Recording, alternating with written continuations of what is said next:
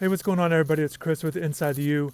This is my instant reaction video to Miami going to the Sun Bowl to play Washington State, a rematch of the 2015 bowl game won by Washington State.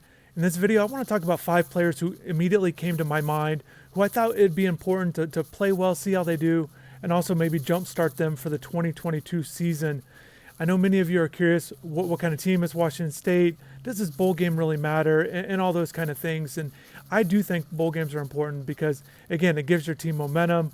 And for a program like Miami that has lost 10 of their last 11 bowl games, certainly they need to start winning these games.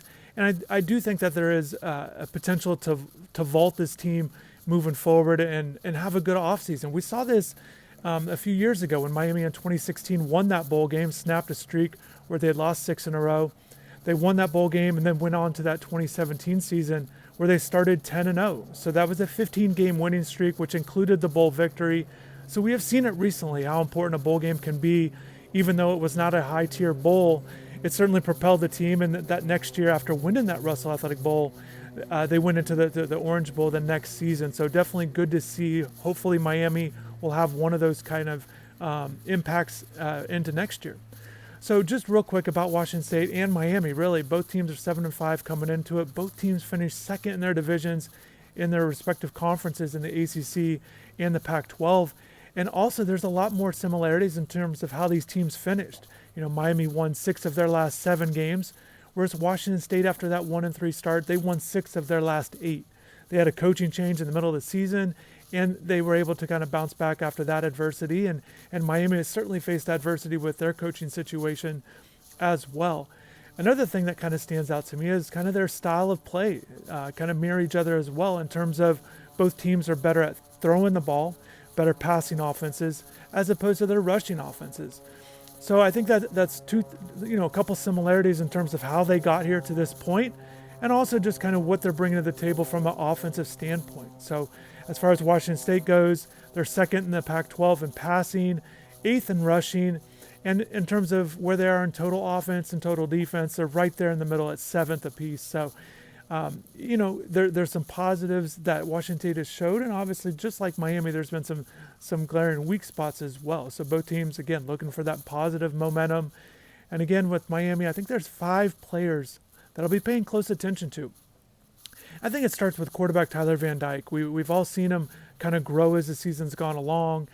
He certainly played well. The ACC Rookie of the Year and Offensive Rookie of the Year. Great to see. Not a surprise with as many weekly awards as he was piling up. But with Tyler, a lot of attention on him as the season has gone on. He's gotten wins. He had that disappointing loss, and Miami had that disappointing loss to Florida State. But again, certainly looking forward to having one of those games, one of those bowl performances to give him that positive momentum heading into the offseason and really give him something to work towards in the next season. You know, it's always good for players to win. And I think for a guy like Tyler, I think you're looking for a complete performance against a team that Miami has not seen in a while. It'll be interesting to see how Washington State puts all that effort into scouting him and try to take some certain things away from him. So I think it'll be good for Tyler if he plays well in this one, gives himself and the team even more momentum for the offseason. I think you'd like to see him still throw the ball downfield, even though Charleston Rambo is not going to play in this one, as he declared for the draft. So I think it'll be good, a good challenge for Tyler. And I think that with my number 2 guy, it goes right along with Tyler. I'm very curious to see how wide receiver Jacoby George does in this one. He's a guy I've been excited about since I saw him in high school and just kind of seeing how his first year at Miami has progressed. And he's a guy that didn't get a lot of reps, didn't have a lot of catches throughout the year. But I think what you saw in that Duke game was a guy who can make plays. He had back-to-back 30-yard catches on one drive. And I thought that was good. I thought you saw a lot of what he can bring to the team. He's a game-breaking guy that can make big plays. The things that stand out to me with him is he's just a very fluid, very natural receiver who I think just keeps getting better and better. And I think he's got a chance to be the best of those wide receivers that came in together and the best of the group moving forward of the young guys, even a guy like Keyshawn Smith who played a lot more.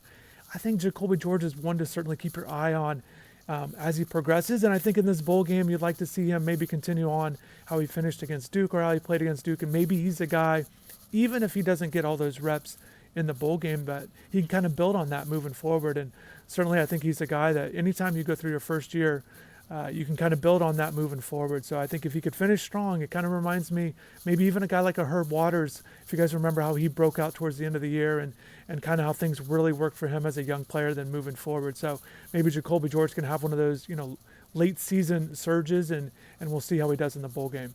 But number 3, guys, stays with offense. There's 2 guys on defense I want to mention, but number 3, I think it stays with Jayla Knighton. We saw that game where he had 160 yards just a few weeks ago, but he's been bottled up since. And I like to see if he can get going in this bowl game. Sometimes running backs, and just kind of covering the team for years, a lot of running backs have always talked about, just kind of going towards the end of the regular season. Maybe they can get healthy.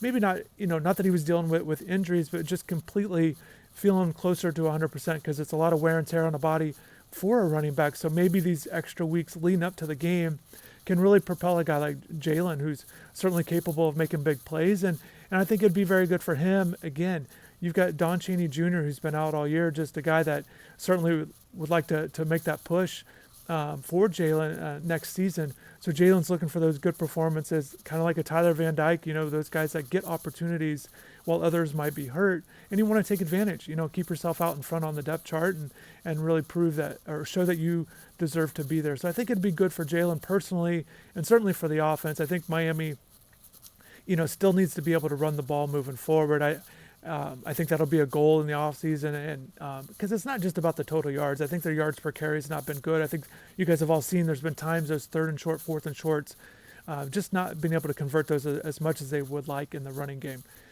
My number 4 guy is defensive tackle Leonard Taylor, a young guy who made a lot of plays this year when he got in there, about 20 snaps a game. I'm curious to see if they let him loose, if he gets closer to 30 snaps. Maybe a guy that even goes more than that, or if he's in that 20 snap range that he's been in. I think you just want to continue to see him make plays. Those tackles for loss are adding up for him. He's been one of the top guys on the team, even though he has not played the most snaps amongst the defensive line. So it's good to see. I think you're seeing a lot of flashes. Again, you're just looking for a guy to really vault himself into the next season. So he'll be one I'll definitely be watching.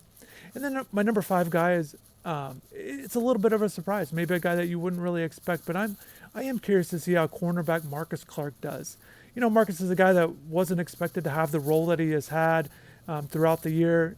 There's been times where he's played quite a bit, where he's one of those number 2, number 3 corners, and his playing time has increased as the season has gone on. He had an interception last game.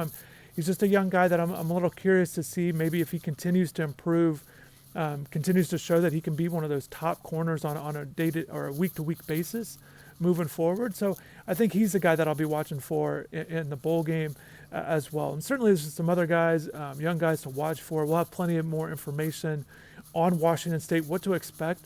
Maybe if there's other guys that'll be opting out of the bowl game as well. And that certainly, we saw it last year with the bowl game. When guys opt out, it gives opportunities for other players. So certainly these 5 could change as it gets closer to the game. But just immediately when the bowl game announcement came out, that's what I thought of. So big thing, those 5 guys I'll be paying close attention to. And then just Miami looking to get that win. So we'll see. It's important for a program like Miami that's trying to establish itself as a winning program, just to win every time you're out there, regardless of opponent or the caliber of bowl game you're in. So that's my instant reaction, just my initial thoughts. I want to thank everybody for watching. Definitely stay tuned. We've got more videos on the way. Even though there's not a game coming up, there's plenty of information to talk about with everything going on at Miami. So definitely check out, stay tuned to be locked in on the channel and also the website. So thanks again, and take care.